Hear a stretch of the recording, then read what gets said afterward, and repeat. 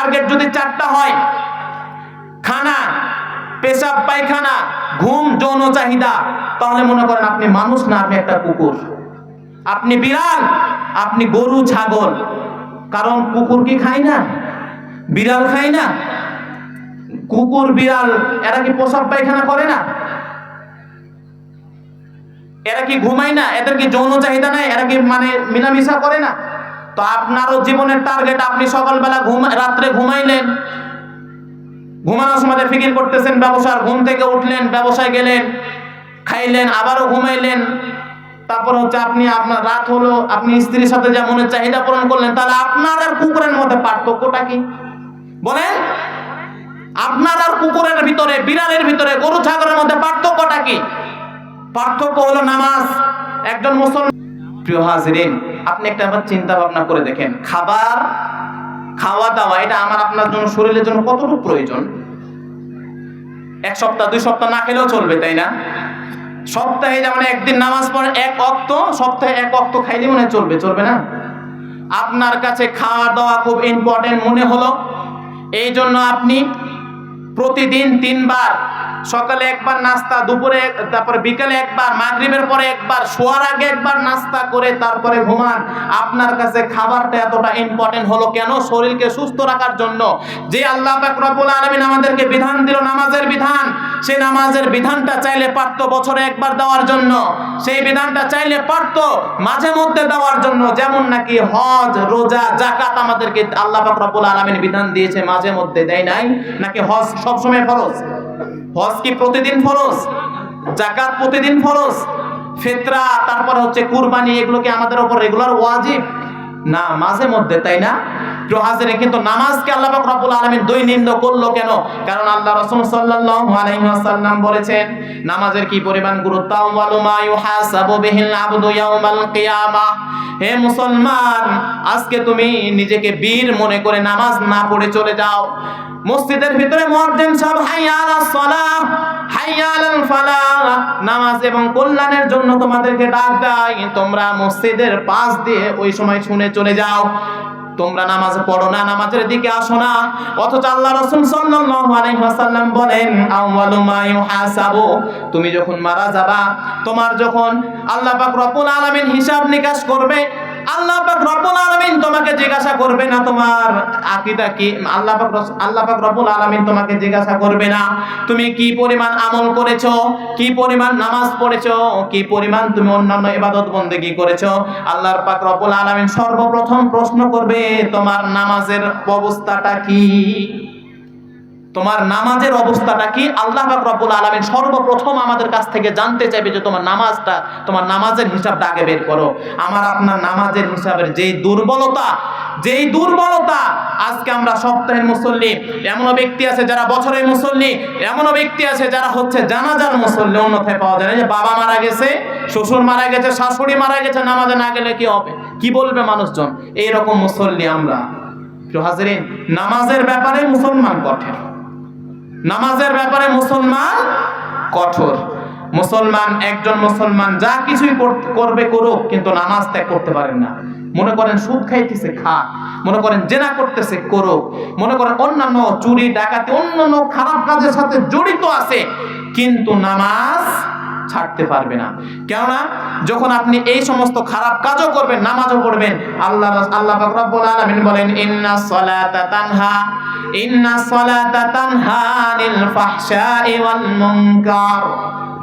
নামাজ আপনাকে অশ্লীল এবং ফাহিশা কাজ থেকে একসময় অটোমেটিক সরাবে, অবশ্যই আপনাকে কিন্তু সরাবে। প্রিয় হাজিরিন, এই জন্য বলতে চাই আপনার জীবনের 2 নাম্বার টার্গেট হলো নামাজ ঠিক রাখা, নামাজ ঠিক রাখা, নামাজ ঠিক রাখা। এখন যদি নামাজ ঠিক রাখেন, এই ব্যাপারে আল্লাহ রাসূল সাল্লাল্লাহু আলাইহি ওয়াসাল্লাম কি বলেন? ক্বালা রাসূলুল্লাহ সাল্লাল্লাহু আলাইহি ওয়াসাল্লাম আলাহদুল লাযিনা বাইনানা ওয়া বাইনাহুমুস সালাহ ফামান তারাকাহা ফাকাদ কাফার। আল্লাহ রাসূল সাল্লাল্লাহু আলাইহি ওয়াসাল্লাম বলেন, আমি এবং তাদের মধ্যে পার্থক্য হলো, আমি এবং তাদের মধ্যে চুক্তি করেছি, সেটা হলো নামাজ। ফামান তারাকাহা, যে ব্যক্তি নামাজকে তরক করিল, ফাকাদ কাফার, সে যেন কাফের হয়ে গেল, নাউজুবিল্লাহ। তার মানে আপনি নামাজ পড়েন না, আপনি কাফের। নামাজ পড়েন না, আপনি কাফের। এর ভিতরে কোনো সন্দেহ নয়, কোনো সন্দেহ রাখবেন না। এই জন্য আপনার অন্তরটাকে আপনি চেঞ্জ করান, আপনার অন্তরটাকে আপনি চেঞ্জ করান। নামাজের দিকে আসেন, নামাজ পড়েন, নামাজ পড়েন। শুধুমাত্র তাই নয়, আল্লাহ রাসূল সাল্লাল্লাহু আলাইহি ওয়াসাল্লাম আরেকটি হাদিস শরীফের ভিতরে বলেন, মান সালাতা মুতাআম্মিদান ফাকাদ কাফার, যে ব্যক্তি নামাজকে তরক করলো সে যেন কুফরি করলো, সে যেন কুফরি করলো। আজকে আপনার জীবন থেকে কত নামাজ চলে যায়, কোনো গুরুত্ব নাই, কোনো গুরুত্ব নাই।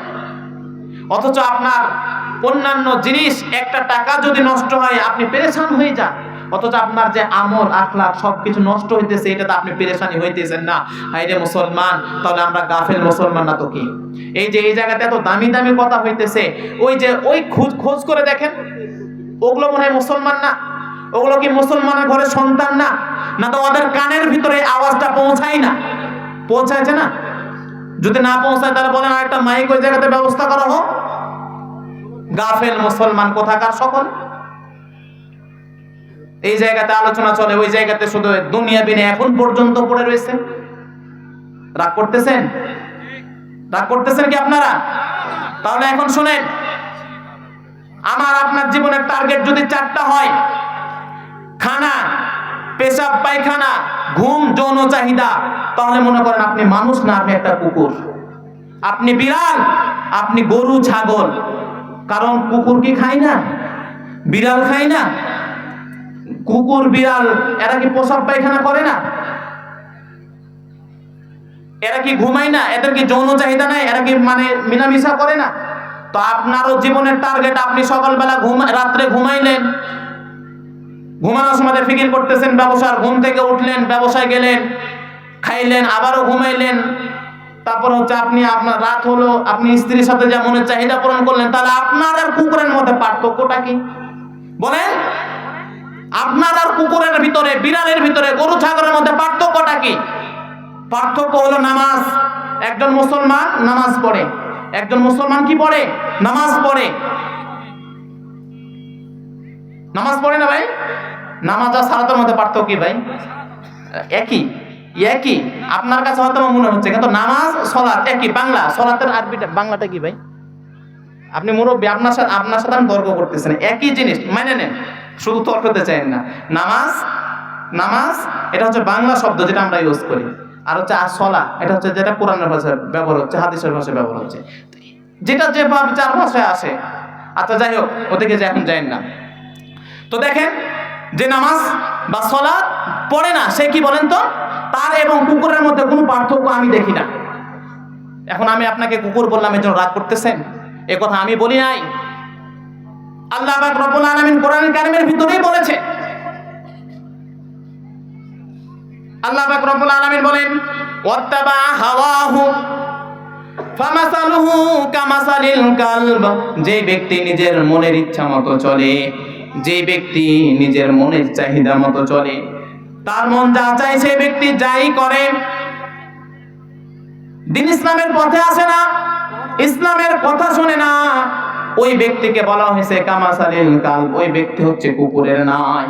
এখন আপনার আল্লাহ পাক রব্বুল আলামিন আপনাকে বিধান দিল যে নামাজ আদায় করেন, আপনি পড়লেন না, তাহলে ঠিক আপনার মনের চাহিদা মতো আপনি চললেন না। আপনার মনের চাহিদা মতো চলা মানেই কামাসালিল কালব, আপনি একজন কুকুরের মতো, আপনি গরু ছাগলের মতো। কথাটা শুনতে খারাপ লাগলেও বাস্তব, খারাপ লাগলেও বাস্তব। প্রিয় উপস্থিতি, তাহলে 1 নাম্বার কি আমাদের টার্গেট হতে হবে বলে? আকীদা বা বিশ্বাস একক আল্লাহ পাক রব্বুল আলামিনের কাছে রাখতে হবে। 2 নাম্বার, মুসলমানদের নামাজ ঠিক থাকতে হবে, মুসলমানদের নামাজ ঠিক থাকতে হবে, মুসলমানদের নামাজ ঠিক থাকতে হবে। কিন্তু আজকে মুসলমানের নামাজটা ঠিক নাই। যে জিনিসটা আল্লাহ পাক রব্বুল আলামিন দৈনিক আমাদেরকে দিল, বারংবার দিল, যে সকালে পড়ো, বিকালে পড়ো, দুপুরে পড়ো, রাত্রে পড়ো, ঘুম থেকে উঠে পড়ো, তার মানে গুরুত্ব কম বিদে বারে বারে দোহরাই দিচ্ছে মনে হয় আল্লাহ তাআলা আমাদেরকে, না? তাহলে এত গাফেল কেন আমরা মুসলমান? মুসলমান কখনো গাফেল হতে পারে না। তাহলে আমরা প্রত্যেকে নামাজ পড়বো তো ইনশাআল্লাহ। এই ইনশাআল্লাহ কি এখানেই আমাদের শেষ থাকবে, নাকি ফজরের সময় মসজিদ পর্যন্ত নিয়ে যাবে? নিয়ে যাবে তো ইনশাআল্লাহ। আল্লাহ তাআলা আমাদেরকে নামাজ পড়ার তৌফিক দান করুন সকলে, আল্লাহুম্মা আমিন।